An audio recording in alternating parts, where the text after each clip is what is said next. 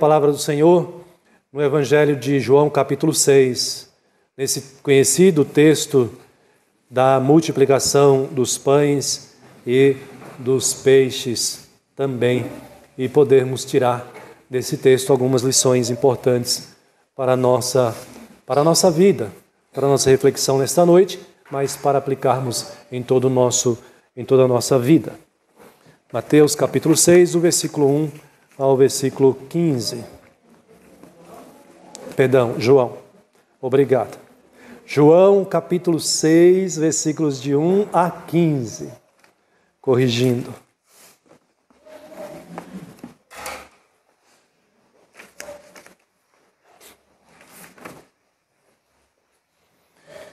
Os irmãos acompanhem a leitura então do texto sagrado, palavra do nosso Deus, que nos diz assim: Depois dessas coisas, atravessou Jesus o mar da Galileia, que é o de Tiberíades.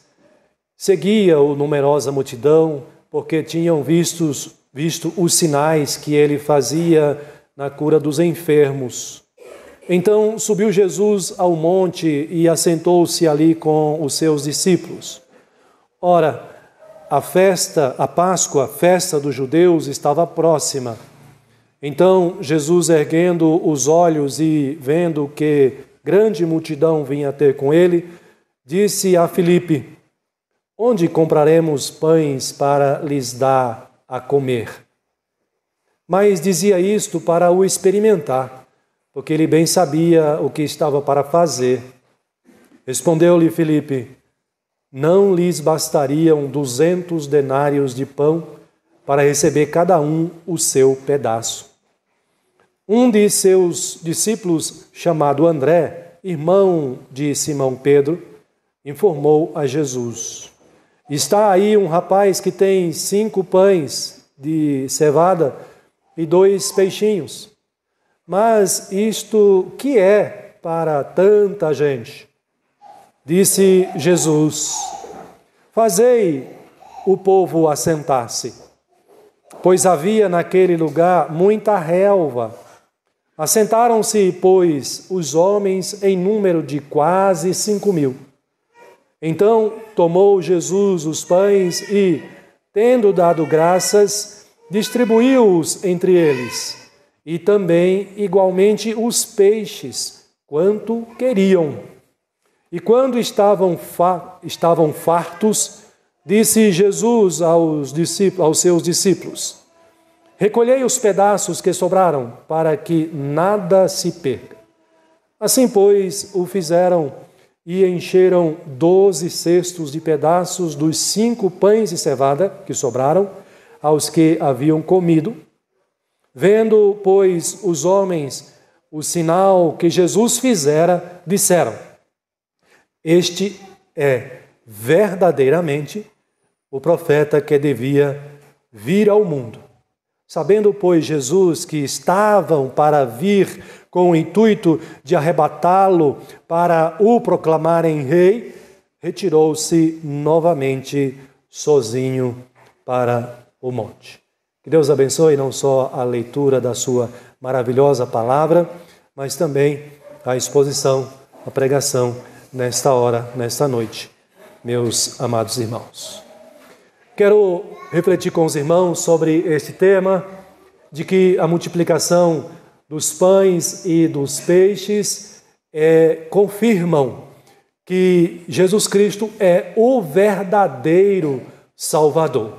E eu quero, com isso, irmãos, tirar aqui desse texto algumas lições nesse sentido. E por que eu afirmo então e quero trabalhar sobre esse tema de que a multiplicação dos pães e dos peixes, ou seja, os milagres de Jesus, confirmam que Ele é o verdadeiro Salvador? Porque esse texto nos apresenta aqui pelo menos 3 credenciais, 3 ensinamentos que dão essa segurança para nós continuarmos crendo neste homem, neste Deus que se encarnou, chamado Jesus Cristo, que os homens na história o conhecem como o Filho de Maria, mas que para você e para mim, Ele é o verdadeiro Salvador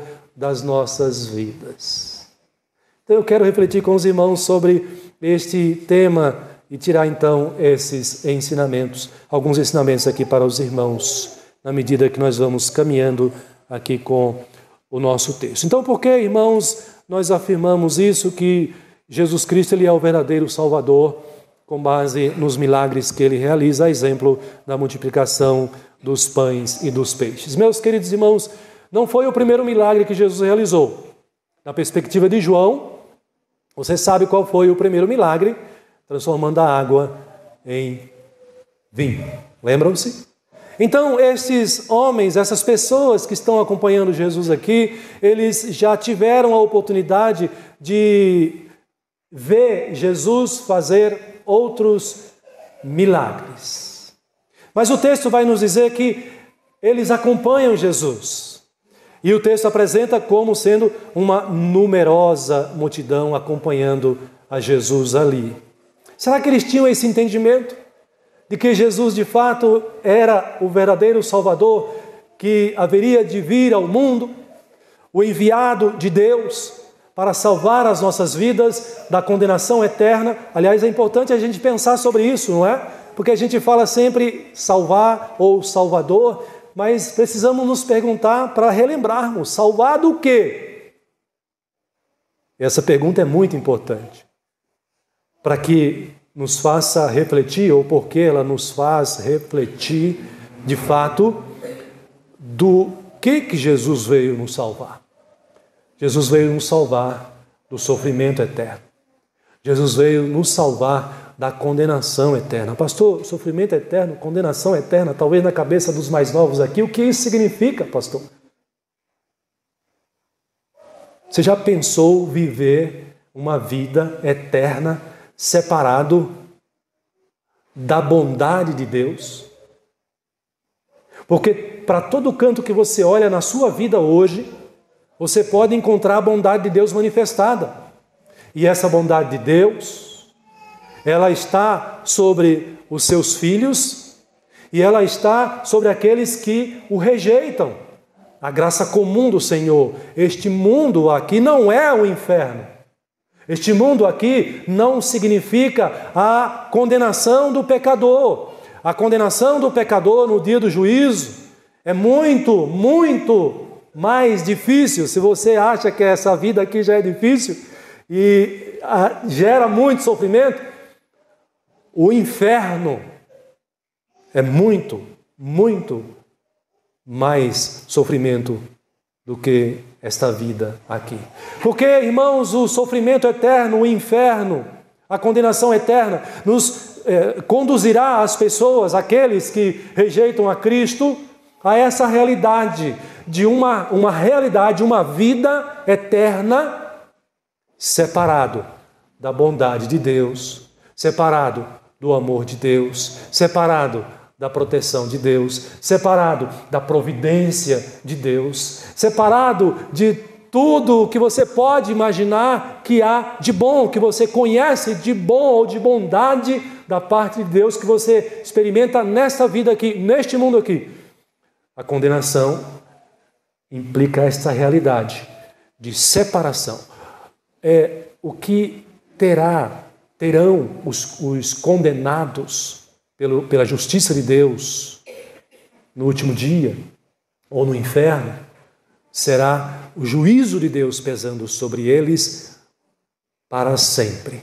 As suas próprias consciências os atormentando por toda a eternidade, porque viveram nesta vida aqui desonrando o Filho de Deus, rejeitando a Jesus como o Salvador, o verdadeiro Salvador. Aliás, nós vivemos numa realidade que as pessoas no nosso tempo não estão muito preocupadas com esta verdade, a verdade da salvação. Não estão buscando a salvação, porque esta vida, para muitos, ou talvez para a maioria, né, esse mundo pós-moderno, ele está tão interessante sem Deus, para os que vivem assim, estão com as mentes e os corações tão envolvidos nas atrações deste mundo, na realidade passageira deste mundo, que sequer se dão conta desta necessidade, a necessidade de buscarem o Salvador, o verdadeiro Salvador que a Bíblia nos apresenta aqui, Jesus Cristo, o Filho de Deus, este que você crê. Este que você entregou a sua vida e já desfruta da alegria dessa salvação que Ele já garantiu para você, que Ele já conquistou para você na cruz do Calvário com o seu sacrifício.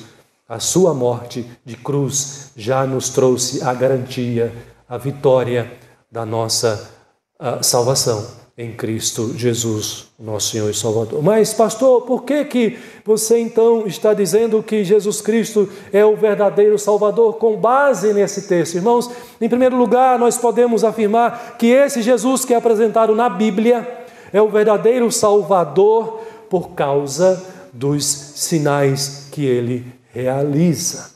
Por causa dos sinais que Ele realiza. É interessante porque eu não combinei com as irmãs, mas no cântico que as irmãs cantaram aqui, falaram, a letra do cântico fala isso, não é?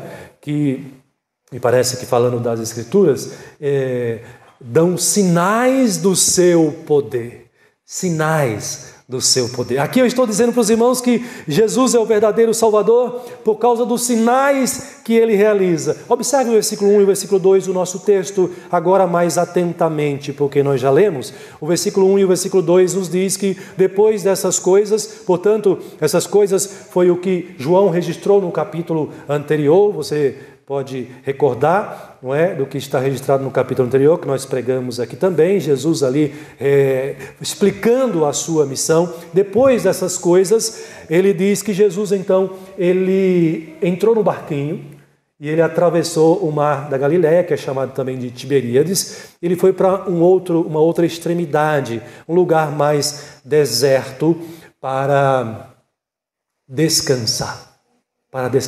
Essa informação não está aqui em João, mas ela está lá em Mateus. Aliás, os 4 evangelhos registram esse fato, este milagre da multiplicação dos pães e dos peixes também.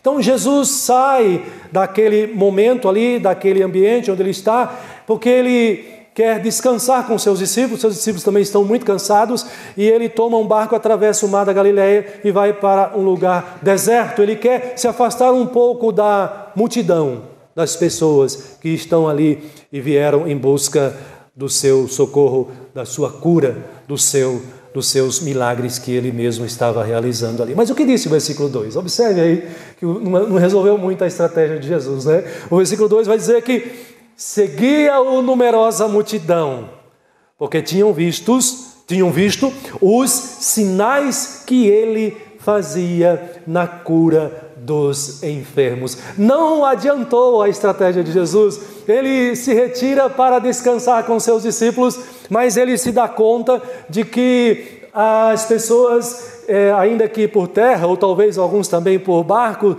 chegam lá onde ele escolheu para descansar, e já tem uma multidão lá aguardando Jesus também. E por que? É interessante João falar a motivação dessas pessoas, porque elas estão seguindo Jesus. O texto diz, por causa dos sinais que eles tinham visto, que ele fazia na cura dos enfermos. Eu quero chamar a atenção dos irmãos aqui para essa distinção que João faz entre sinal e milagre.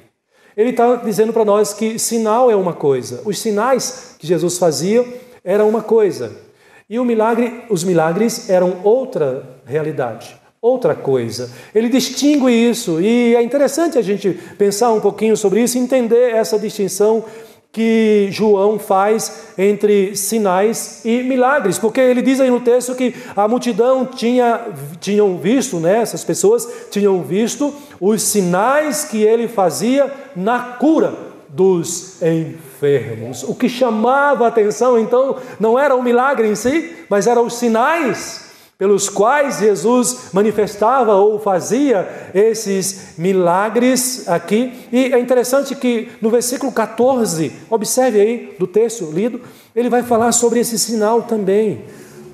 Ele diz no versículo 14: vendo, pois, os homens o sinal que Jesus fizera, disseram: este é verdadeiramente o profeta que devia vir ao mundo. Então observe que o que convence essas pessoas de que Jesus era o verdadeiro profeta, de que Jesus é o Filho de Deus, o Messias, não era necessariamente o milagre realizado, mas era o sinal ou os sinais pelos quais Jesus realizava o milagre. Pastor, o que é isso? Eu não estou entendendo. Talvez você esteja pensando assim agora, nesse momento, mas nós vamos entender o que são ou o que é esse sinal ou esses sinais na perspectiva do apóstolo João aqui. Você já viu aquele ditado quando diz assim que neblina baixa? Não ouviram esse ditado? Não conhece? Neblina baixa? Só quem é do Paraná que sabe isso, né? Neblina baixa, sol que racha. Neblina baixa, sol que racha. Qual é o sinal? Neblina. Você acorda de manhã e vê neblina, você já logo diz: opa, hoje o sol vai ser quente. O sol é quente sempre, né? Mas a gente já diz assim, né? Ou o inverso. Se você começa a ouvir trovões, ver relâmpagos e um vento forte, isso pode ser um sinal. Sinal de quê? Tempestade. Chuvas. É interessante isso, irmãos, porque João diz que as multidões ou a multidão, elas estavam convencidas de que Jesus era o profeta por causa dos sinais que ele fazia ao realizar os milagres. Então veja aqui que os sinais apontam para uma realidade maior. O sinal não é a realidade em si. O símbolo não é a realidade em si.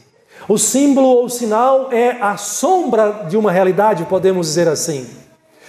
Ele aponta para a realidade, né, na qual ele está direcionada ali. Então, em termos da compreensão do que é esse sinal que Jesus realizava ali, nós podemos observar uma definição interessante que nos diz um dicionário teológico, que o sinal é aquilo pelo qual uma pessoa ou algo é distinto dos outros.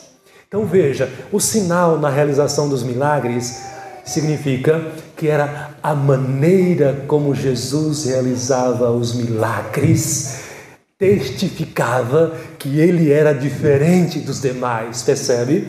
A maneira como ele curava, a maneira como ele multiplicou os pães e os peixes, a maneira como o método dele, o jeito como ele realizou os milagres, apresentava Jesus como diferente de todos os demais, apontando na mente e no coração daqueles judeus que só podia ser o Cristo, o enviado de Deus. E você vai entender isso melhor nas palavras do próprio Nicodemos, que é um autor conhecido aqui, um personagem conhecido aqui. O que disse Nicodemos para Jesus?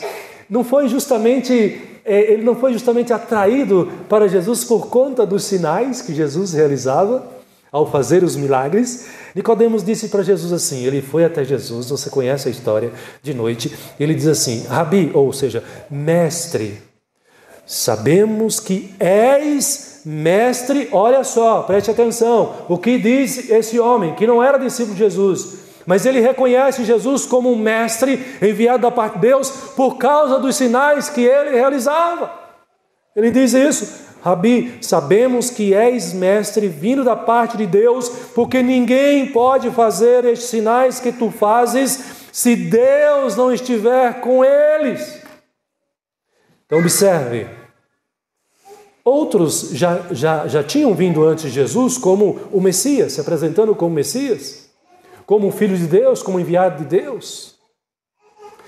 Aliás, um outro texto também que é interessante, quando Jesus, você conhece o Sermão do Monte, você já ouviu falar, já leu o Sermão do Monte? O Sermão do Monte foi um sermão só. Às vezes a gente reclama do sermão do pastor que é longo, é porque você não assistiu o sermão de Jesus, o Sermão do Monte de Jesus, Cobre vários capítulos de vários evangelhos, Não está em apenas um. Mas ele, ao terminar o seu Sermão do Monte, a multidão que estava ali, as pessoas que estavam ouvindo Jesus falar ali, e o Sermão do Monte, a pregação de Jesus, também manifesta esses sinais. Olha o que diz Mateus capítulo 7, 28, não precisa abrir, apenas acompanhe. Quando Jesus acabou de proferir essas palavras, o seu sermão, olha o que ele vai dizer, o evangelista Mateus. Estavam as multidões maravilhadas da sua doutrina, porque ele as ensinava como quem tem autoridade. Aqui era o sinal, era a autoridade, e não como os escribas. Portanto, aquela definição do que é um sinal, pastor, é aquilo que distingue a pessoa dos demais. A maneira como Jesus realizava os seus milagres distinguia Jesus de todo o resto, de tal maneira que os judeus olhavam para Jesus e não tinham dúvida. Eles estavam convencidos de que ele era o profeta que Moisés anunciou que havia de vir.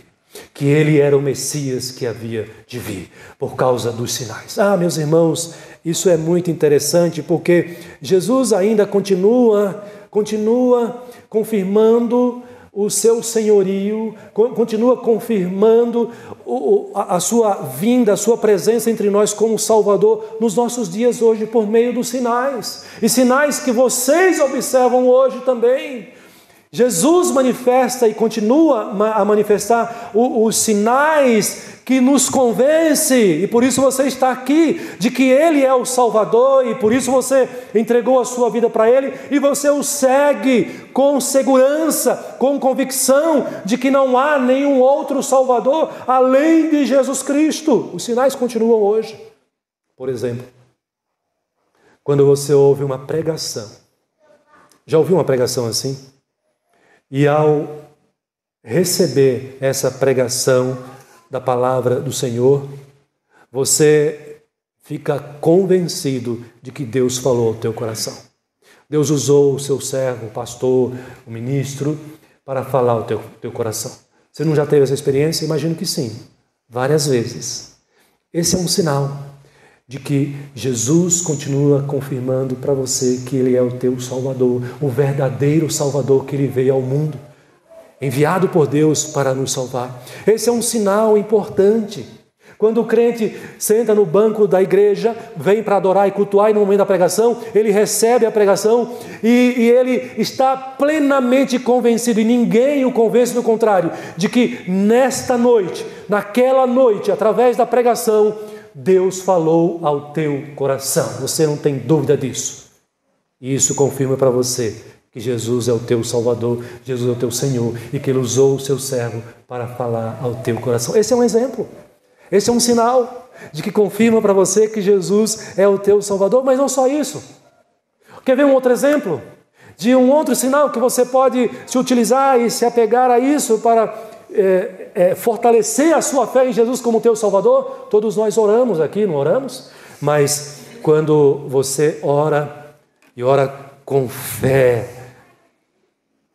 e não tem dúvidas nenhuma, porque você orou com tamanha fé naquele momento, naquela noite, naquele dia, naquele momento de grande aflição, você foi levado pelas circunstâncias a se prostrar diante do Senhor com uma fé tão viva, com uma fé tão convincente, que você terminou a sua oração e você não restou nenhuma dúvida no teu coração de que Deus recebeu a tua oração, de que Deus ouviu a tua oração. Você está em paz, você está convencido disso. Ou você pecou, e você, arrependido agora, amargamente, você se prostra, tranca a porta do seu quarto ou do banheiro, e você ali se prostra aos pés do Senhor em lágrimas, se utilizando desse canal de bênção, da oração, e com fé você ora, pede perdão a Deus, confiando na promessa de perdão, e você se levanta daquela oração leve, aliviado, porque você está convencido. Esse é o sinal de que Deus ouviu a tua oração e perdoou os teus pecados. Os sinais continuam sendo manifestados hoje. Você está atento a esses sinais que apontam para Jesus Cristo como teu Senhor e o teu Salvador. Sabe aquele momento que você parou para fazer a sua devocional? Você lê a Bíblia, mas você se envolve tão profundamente na leitura da palavra do Senhor. Quem sabe um salmo, quem sabe provérbios, quem sabe uma das cartas do Novo Testamento. Você se permitiu, se entregou neste momento ali à palavra do Senhor, de tal maneira que você pôde experimentar na leitura da palavra do Senhor. Quem nunca teve aqui esse sinal, essa experiência de fé? Você leu a palavra do Senhor com tamanha consagração, com tamanho interesse, com tamanha fé, que você sentiu a paz, a doce paz de Deus inundar o seu coração. Ou você pôde perceber, como diz o salmista, a doçura da palavra do Senhor, e talvez você terminou de ler aquele texto naquele momento ali e você não resistiu, você se prostrou diante de Deus em oração, agradecendo a Deus pela maravilhosa palavra do Senhor. Meus irmãos, Jesus Cristo é o verdadeiro Salvador, porque os sinais que Ele realiza te convencem disso. Não é um milagre necessariamente, mas é a maneira como Cristo realiza um milagre na tua vida.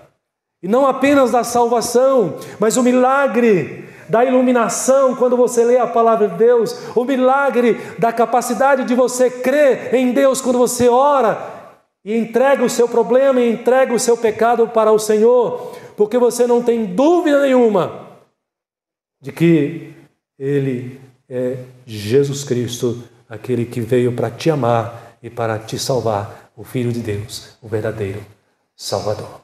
Os sinais confirmam que Jesus é o verdadeiro Salvador. Mas há uma segunda lição, irmãos, que eu ainda destaco aqui para os irmãos nesta noite.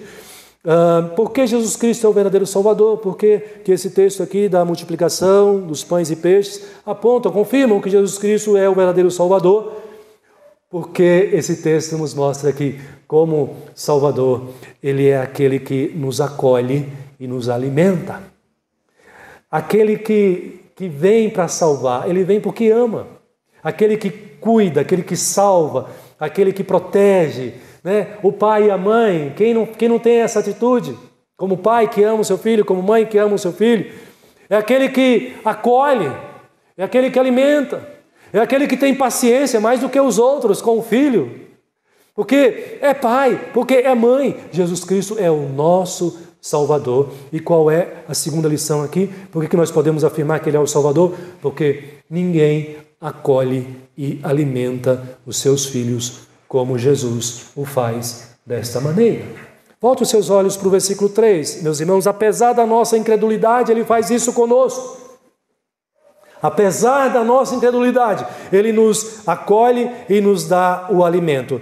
No texto, nós podemos observar no versículo 3, que diz que Jesus subiu ao monte e assentou-se ali com os seus discípulos. Você se lembra que eu falei que Jesus sai daquele contexto, daquele ambiente, porque Ele estava muito cansado e os seus discípulos também. Estava muito cansado. E não pense que o cansaço aqui era pouco, como um cansaço nosso de um dia de trabalho. A gente chega em casa e só quer descansar. Jesus estava realmente muito cansado, porque Ele atendia muitas pessoas. As pessoas não paravam de ir e vir, né, a presença de Jesus o tempo todo, e os seus discípulos também ali correndo para lá, e não era um dia nem dois, mas um longo tempo Jesus atendendo ali as pessoas que vinham buscar o socorro, buscar a cura, buscar o milagre de Jesus. Mas o que o texto diz quando Jesus chega do outro lado para descansar sobre a relva, um lugar deserto? Jesus pensou em todos os detalhes. E quando ele chega lá, a surpresa dele, tem uma multidão de famintos, de necessitados, de pessoas carentes, de pessoas doentes. E agora, o que Jesus faz? Ele descansa com os seus discípulos ou ele vai continuar trabalhando e trabalhando duro? Claro, ele vai acolher e alimentar. Esse é o Salvador.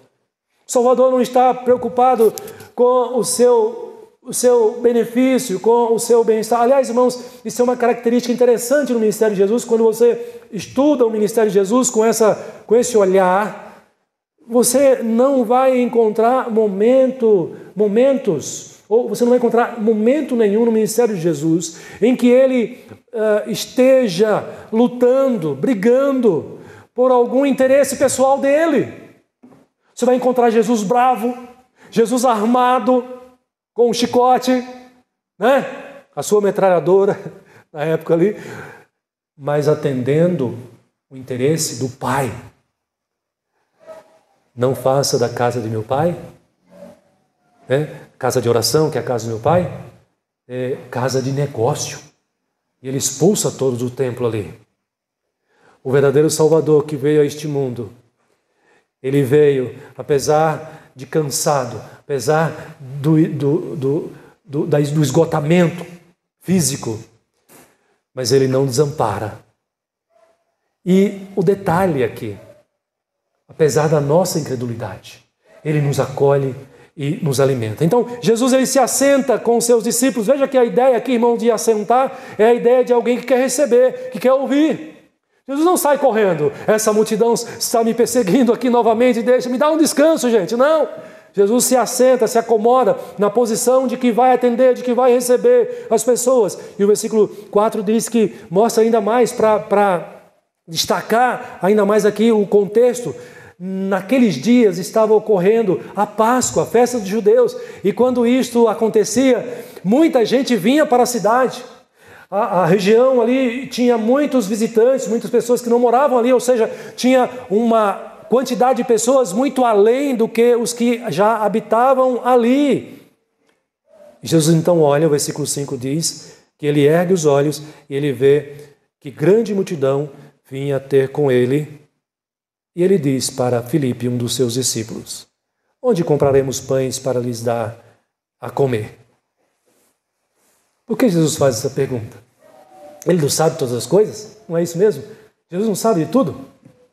Mas o texto diz, João diz isso, que ele faz essa pergunta para experimentar Filipe. Irmãos, a ideia aqui, tanto de Filipe como também de André na sequência, André vai dizer, irmão de Pedro, ele vai ser envolvido aqui também nessa questão da pergunta de Jesus, a preocupação em alimentar o povo. Como é que nós vamos alimentar esse povo? Jesus está testando aqui os seus discípulos, mas eles reprovam aqui no seu teste porque eles demonstram a falta de confiança no poder do Mestre, no poder de Jesus Cristo. Observe que Filipe, primeiramente, ele vai dizer o seguinte: onde compraremos pães para lhes dar a comer? Cadê o dinheiro? Como é que nós vamos comprar pães? Mas, Filipe, você já viu Jesus realizar tantos milagres? Ele não é capaz de realizar este milagre? E olha, na sequência, e ele vai dizer ainda mais. Filipe vai dizer assim: não bastariam 200 denários. A moeda romana aqui era uma moeda de prata, uma moeda romana, que equivalia aqui ao salário de um dia de um trabalhador. Então, Filipe devia ser muito bom em matemática, né? Ele faz uma conta aqui, ele diz, olha, seria preciso 200 denários para a gente poder alimentar essa multidão. Você sabe quantas pessoas estavam aqui? João vai dizer que era quase 5.000, mas você vai lá para Mateus e vai para Marcos ou Lucas, e eles vão afirmar que eram 5.000. E um deles vai dizer assim, fora crianças, mulheres e crianças. Então, significa que eram mais de 10.000 pessoas para serem alimentadas aqui. Mas aí, André chega, eu estou relatando o que está no texto, o versículo 8 diz que André, que era o irmão de Pedro, ele chega e ele diz assim, olha, talvez tenha uma solução aí, mestre. Tem um rapaz aí entre nós aqui que tem 5 pãezinhos e quantos peixes? 2 peixinhos. Será que essa é a solução? Vai dar certo isso? Ele mesmo responde na sua falta de fé no poder de Jesus Cristo. E olha que eles tinham testemunhado já vários milagres Jesus ter realizado. Ele diz no final do versículo 9, com a pergunta, ele responde dizendo assim: mas isto que é para tanta gente? De fato, né? O que seriam 5 pães e 2 peixes para mais de 10 mil pessoas, alimentar mais de 10 mil pessoas ali. Irmãos, o fato é que Jesus sabe o que ele vai fazer. Ele já tem tudo preparado na mente. Quando ele faz essa pergunta para Filipe, ele faz essa pergunta para experimentar Filipe, mas ele já tem um plano, ele já está preparado, ele vai alimentar, ele está acolhendo e ele não vai despedir essa multidão de barriga vazia. Aliás, no Evangelho de Lucas, muito provavelmente no de Lucas, esse é o conselho que um dos discípulos, aliás, os discípulos dão para Jesus. Senhor, eu tenho a solução. Já é tarde, eles estão com fome, não é? Estamos aqui nesse deserto. Enquanto há tempo, Senhor, ainda dá tempo. Despede eles, manda eles embora, porque aí eles vão pelas aldeias, vão pelas casas, quem sabe eles conseguem serem acolhidos nas casas de algumas pessoas e terem um alimento e se renovarem até chegarem. Foi esse o conselho que os discípulos deram para Jesus, a solução que eles apresentaram para Jesus. Eles aqui, a incredulidade deles, fizeram com que eles perdessem de vista que eles estavam diante do Deus Todo-Poderoso, o Salvador.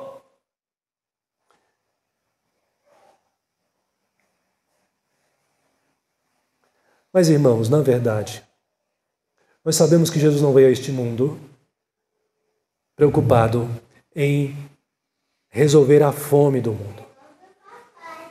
Nós sabemos que Jesus não veio, a missão de Jesus neste mundo aqui não foi para vir saciar a fome das pessoas, acabar com a pobreza. Aliás, ele mesmo afirma isso, né? Os pobres sempre estarão convosco, vocês sempre terão pobres entre vocês.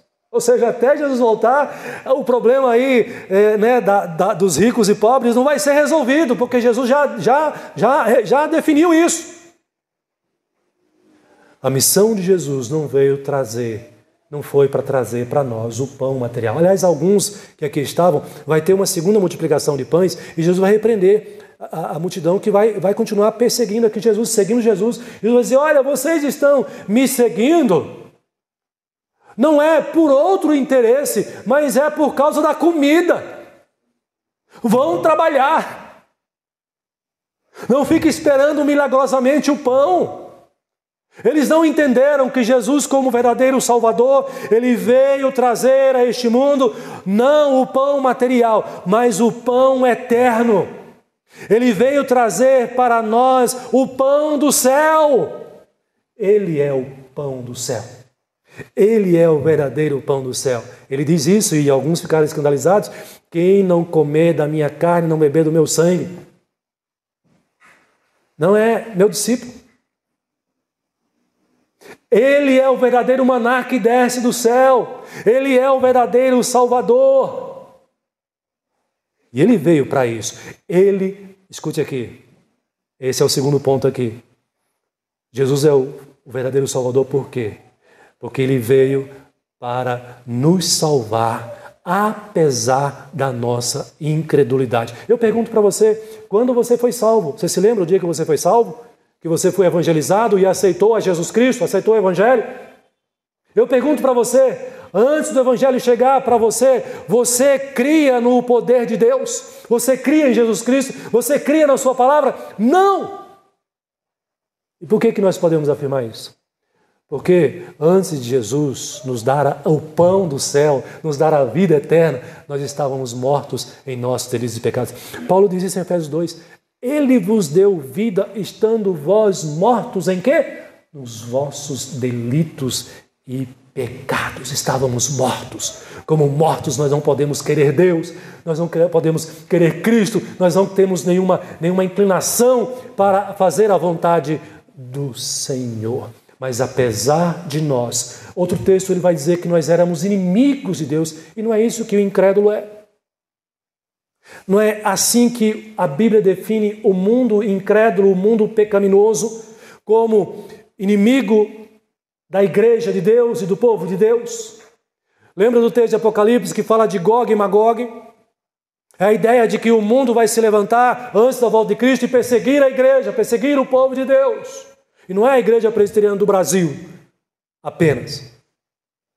São os eleitos de Deus, são os cristãos, são os convertidos de Deus, porque o mundo é inimigo de Deus. Nós éramos antes assim. Apesar disso, Ele sendo o verdadeiro Salvador, Ele veio, mesmo cansado, mesmo sofrendo, mesmo sem o descanso merecido, Ele acolhe e Ele nos dá o verdadeiro alimento, o alimento que é o pão do céu, que Ele nos alimenta e nos fortalece. Mas, queridos, tem um detalhe aqui que é importante agora, que nós recebemos esse pão do céu, porque Ele não apenas nos dá o pão do céu, mas agora que nós temos a verdadeira vida eterna, a verdadeira salvação, Ele agora nos envia para que esse pão continue sendo oferecido, para que esse alimento continue sendo dado àqueles que têm fome e sede da justiça, fome e sede de Deus, fome e sede do Senhor. Ele nos acolhe, Ele nos alimenta e Ele nos envia, como nós vimos aqui pela manhã no nosso texto aqui. E por que nós podemos ver isso? Com base no texto ou nesse milagre da multiplicação dos pães. Aqui em João você não vai encontrar essa informação, mas quando você lê em Lucas, no capítulo 9, que traz o mesmo relato da multiplicação dos pães, foi isso que Jesus mandou os discípulos fazerem.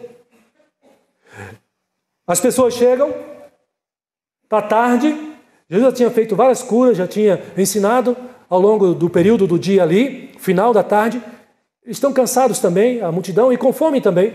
Por isso que eles mandam, olha, despede. Mas Jesus diz assim, dai vós mesmo de comer. Ofereçam vocês mesmo o alimento. Lá em Lucas 9,13 ele diz isso. Ele, porém, lhes disse, dai-lhes vós mesmos de comer. Meus irmãos, Jesus já nos deu o alimento, Ele já nos acolheu. Você é filho de Deus. Paulo vai dizer que nós somos co-herdeiros com Cristo de toda a herança celestial. Esse mundo aqui nos pertence. E nós o receberemos purificado, aperfeiçoado, glorificado. E desfrutaremos de toda essa herança que Deus preparou para nós. Porque Deus entregou esse filho, esse mundo ao seu Filho Jesus. Ele herda de Deus toda a riqueza do universo. E a Bíblia diz o quê? Que agora, como discípulo dele, como filho de Deus, nós herdamos juntamente com ele. Nós temos a vida, nós temos a herança que Cristo tem. Mas Jesus diz, vocês precisam ir. Vocês estão alimentados. Vocês têm a segurança da vida eterna. Vocês têm a salvação. Mas eu tenho outros lá fora que estão famintos, cansados. Jesus, meus queridos irmãos, quando ele vê essa multidão aqui, quando ele chegou à outra margem aqui, ele vai olhar para essa multidão. E o texto de outro evangelista vai dizer que ele olhou para essa multidão e ele teve compaixão dessa multidão, porque eram como ovelhas sem pasto, ovelhas desgarradas, ovelhas perdidas que precisam de direção. Irmãos, Jesus tem outras tantas ovelhas que estão perdidas, sem pastor. Por isso que é importante, é necessário que nós saiamos ao mundo, no nosso viver diário, apontando para Jesus, anunciando que Jesus é o verdadeiro Salvador, para que Ele alcance outras ovelhas suas que estão perdidas sem pastor. Ele teve compaixão dessas ovelhas e nós também devemos ter. Se somos os seus discípulos, nós também devemos ter. Eu estou dizendo para os irmãos que Jesus é o verdadeiro Salvador, porque, em primeiro lugar, os sinais confirmam isso. Os sinais que Jesus nos dá.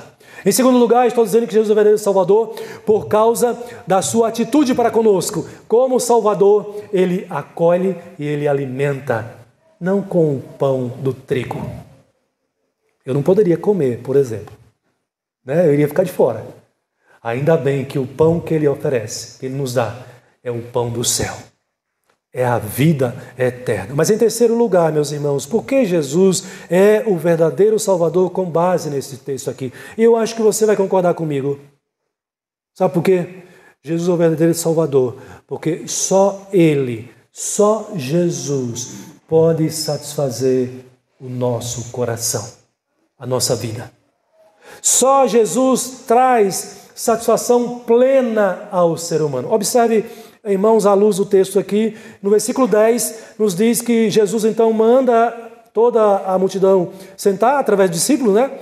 Jesus vai dizer, manda que eles se sentem na relva, se preparem, né? Porque algo vai acontecer importante para as suas vidas. E eles se assentaram ali. Versículo 10 diz que em quase 5.000. Versículo 11 diz que Jesus então tomou os pães. Quantos pães Jesus tomou?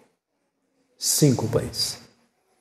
E tendo dado graças, distribuiu-os entre eles. Repare o detalhe interessante aqui, a oração, né? Dando graças. E todos os evangelistas que relatam esse fato vai registrar isso. Jesus orou, Jesus deu graças pelo pão ali antes de distribuir.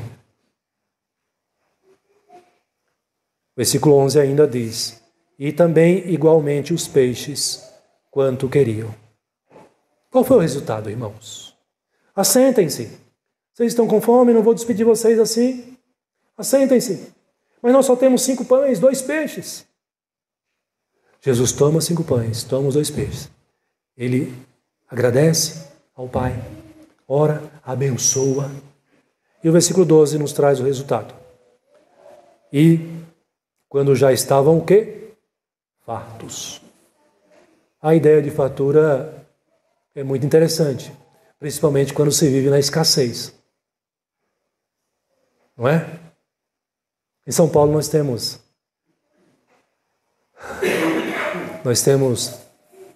muitos conterrâneos. Eu vim da Bahia, né? E houve essa migração, né? Hoje em dia, o censo de 2022, agora é o contrário, né? São Paulo não está recebendo, tá? As pessoas estão saindo mais de São Paulo aqui. O estado que mais recebeu pessoas foi o estado de Santa Catarina. Migraram para Santa Catarina. Morro do Chapéu deixou de ser a terra que manda leite e mel, agora é Santa Catarina. A Bahia não é mais, né? Perdeu. Mas quando você passa por escassez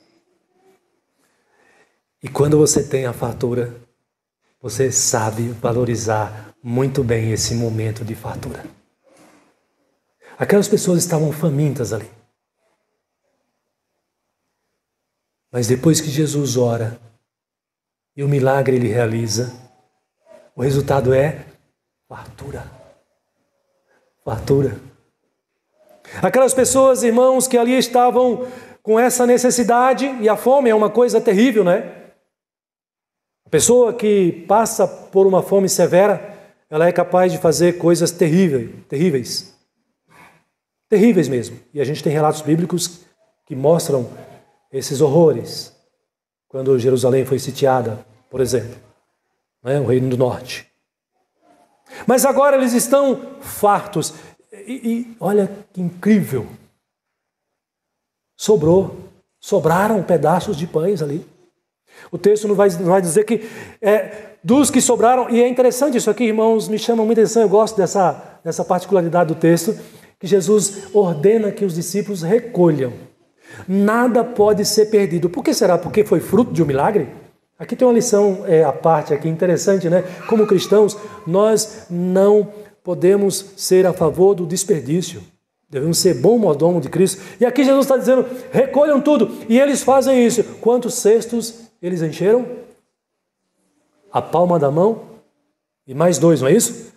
12 cestos encheram ali.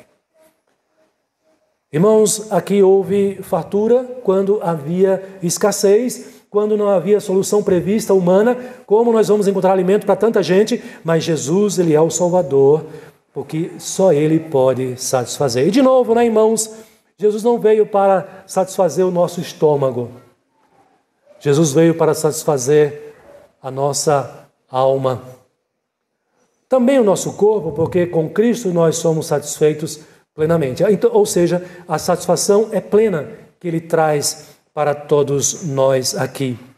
Jesus, ao morrer na cruz, Ele satisfaz a justiça de Deus, que pesava sobre nós nos condenando. E agora, nós não precisamos ter mais medo de Deus, porque Ele é o nosso Salvador, o nosso Pai Celestial, por meio de Cristo Jesus. Então, quem tem Jesus hoje? Quem tem Jesus como seu Salvador? Essa pessoa é uma pessoa satisfeita, porque Jesus traz plena satisfação ao nosso coração, à nossa vida. Nós cantamos, alguns cantos que relatam isso, essa verdade para todos nós aqui.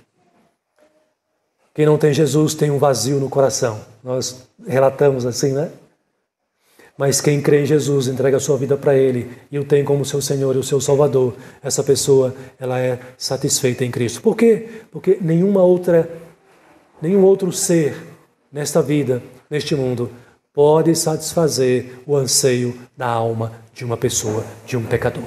Só Jesus. Por isso Ele é, meus irmãos, o verdadeiro Salvador. O verdadeiro Salvador. E diante desse sinal realizado aqui, os que estavam ali, os que viram, a multidão que viram, eles mais uma vez confirmam, diante desse sinal, eles dizem, este só pode ser o profeta anunciado por Moisés, o verdadeiro profeta que realiza milagre a ponto de saciar o ser humano. Meus irmãos, Jesus Cristo veio a este mundo para nos dar paz à nossa alma. E o crente, aquele que tem Jesus no seu coração, a sua paz não depende das circunstâncias, não depende da situação. Ele pode ser rico, pode ser pobre, ele pode estar com saúde ou pode estar enfermo. Mas se ele tem Jesus no seu coração, se ele tem Jesus como seu Senhor e Salvador, ele é uma pessoa em paz, satisfeita. Ele tem a sua satisfação no Senhor, porque só Ele pode nos dar essa satisfação. Por isso, irmãos, eu quero que você guarde essa palavra no seu coração e que você entenda que não há nenhum outro, além de Jesus Cristo, como sendo o verdadeiro Salvador das nossas vidas neste mundo aqui. Por causa dos sinais, por causa da sua acolhida, e Ele nos alimenta, apesar da nossa incredulidade, e porque só Ele pode, de fato, trazer plena satisfação em nosso coração. Tudo isso nós sabemos. O que você vai fazer com essa verdade que você ouviu aqui nesta noite? Lembra que eu disse do id, do enviar? Jesus quer que você faça isso. Isso que você recebeu aqui nesta noite, leve às pessoas que você conhece, mas que eles não conhecem a esse Salvador. Talvez tenham dúvida ainda, talvez tenham incredulidade ainda quando você tinha antes, mas nós temos esse conhecimento e esta verdade. Sejamos instrumentos de Deus para que o seu Filho continue a ser conhecido neste mundo e que as suas ovelhas sejam alcançadas para a glória do nosso Deus e Pai. Amém.